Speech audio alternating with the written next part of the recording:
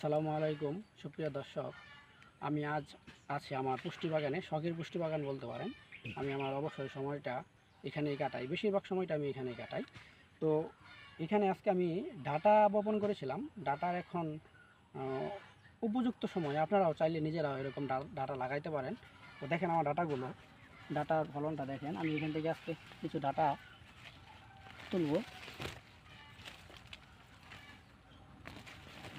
দেখেন আপনারা কি সুন্দর ডাটা হয়েছে। তো এরকম এরকম অল্প জমিতে আপনারা ডাটাগুলো কিন্তু একদম আপনার নরম। আপনারা দেখেন, এই যে আমি ভাঙছি আপনাদের সামনে, দেখেন একদম নরম ডাটাগুলো।